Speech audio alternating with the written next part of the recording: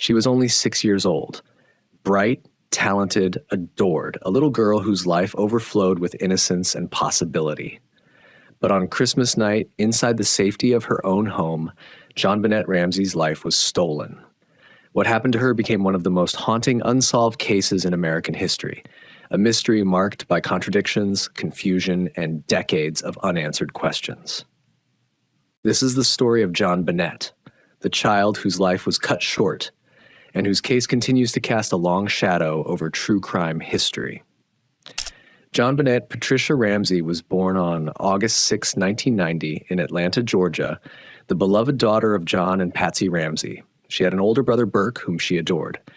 In every photo, in every family video, JonBenét radiated joy, a vibrant little girl with sparkling eyes, a bright smile, and an unmistakable stage presence. Her mother, a former beauty queen, introduced JonBenét to children's pageants at a young age.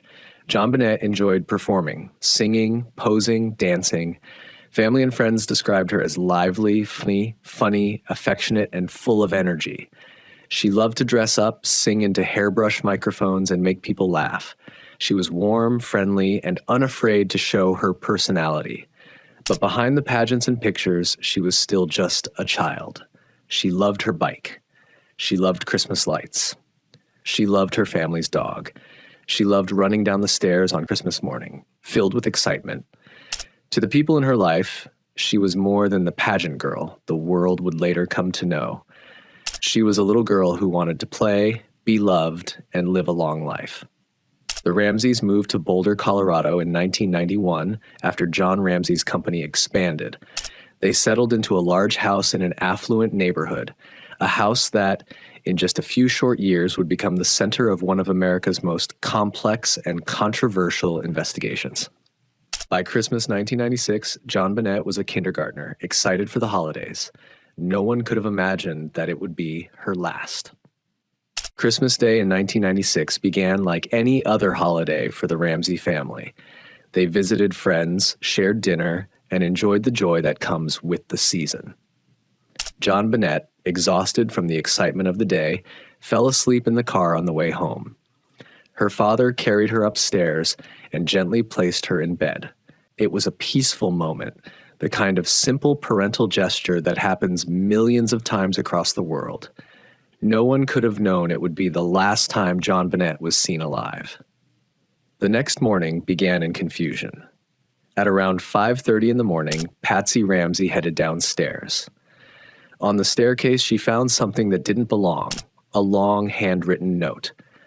It claimed that JonBenét had been kidnapped. The note was strange from the very beginning. It was long, almost rambling, filled with theatrical phrasing and bizarre demands. Most ransom notes are short and direct. This one stretched nearly 3 pages, as if the writer wanted to be noticed. The note demanded a very specific amount of money, $118,000. A number that matched John Ramsey's recent work bonus. Patsy screamed, waking John and setting off a frantic series of events. They called police immediately. Officers arrived quickly. But the house, filled with friends, officers, family, and confusion, became chaotic. People moved around rooms, touched surfaces, opened doors, and stepped through spaces investigators hadn't cleared.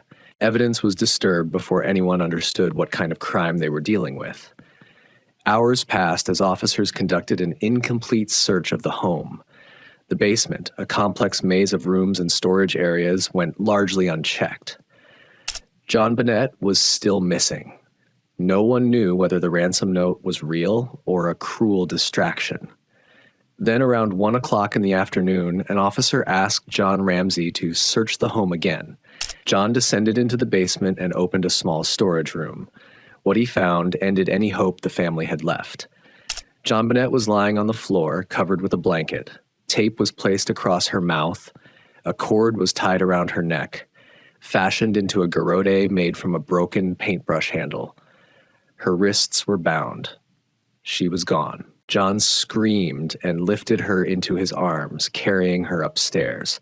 In those moments, the crime scene already compromised became nearly impossible to control. But for John Ramsey, the reaction was instinctive, a father desperate to save his daughter.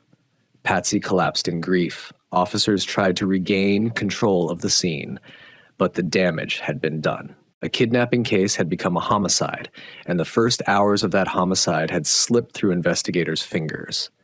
The autopsy confirmed the horror. JonBenét had suffered a violent blow to the head, causing a severe skull fracture. She had also been strangled with the garrote. The medical examiner concluded that the strangulation occurred after the blow to the head.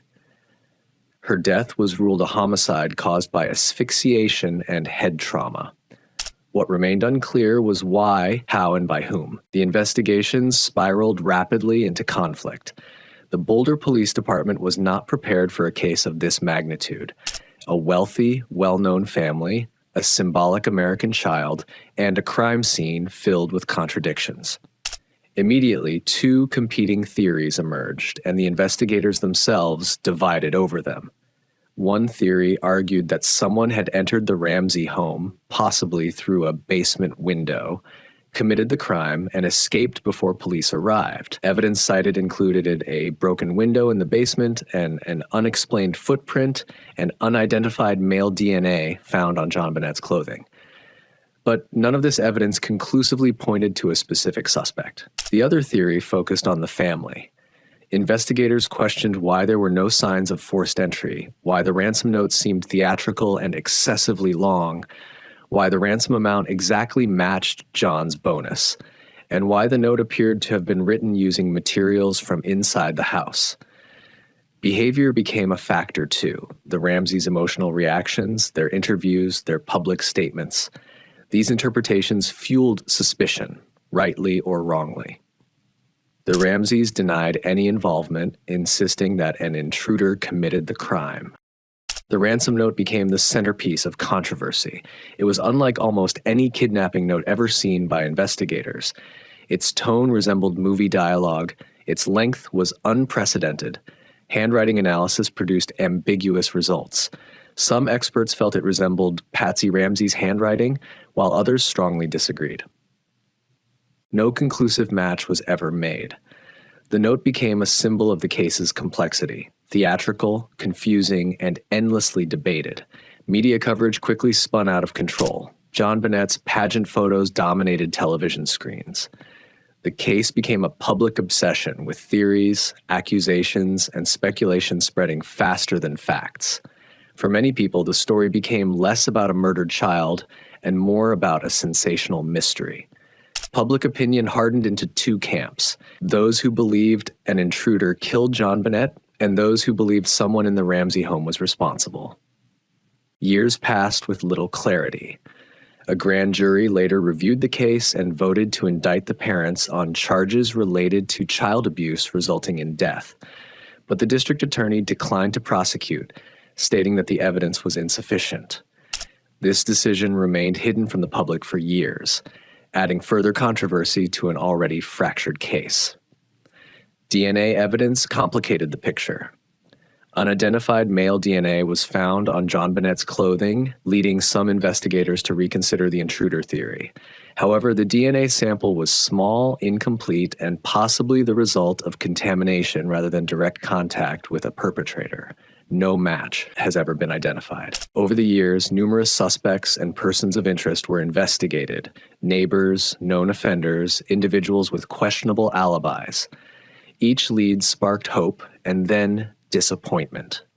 Explanations that seemed promising fell apart under scrutiny. Allegations that sounded convincing collapsed under forensic analysis. The case remained frozen between two worlds, neither of which could be definitively proven. For the Ramsey family, the aftermath was devastating.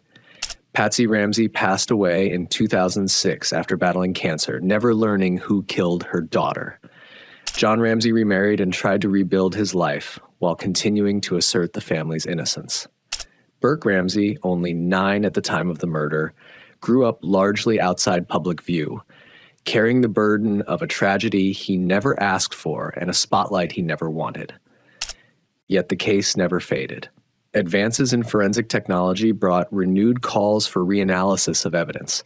Documentaries and experts revisited old material. Former investigators and new analysts debated theories. But the fundamental questions remained untouched.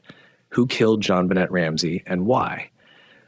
JonBenét's story continues to matter not because it is sensational, but because it represents a failure of investigative procedure, a failure of forensic clarity, and a failure to deliver justice for a 6-year-old child whose life was taken in a place where she should have been safest.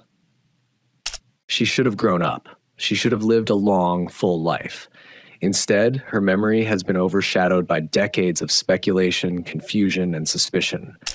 But beneath the theories and debates, she was a child, innocent, joyful, playful, a little girl who deserved protection, not tragedy. The story of JonBenét Ramsey is a reminder that justice delayed can become justice denied, that truth can slip away in the chaos of mistakes, and that behind every famous case is a real human being whose life ended far too soon. Rest in peace, JonBenét. We remember you. We honor you. We will not forget.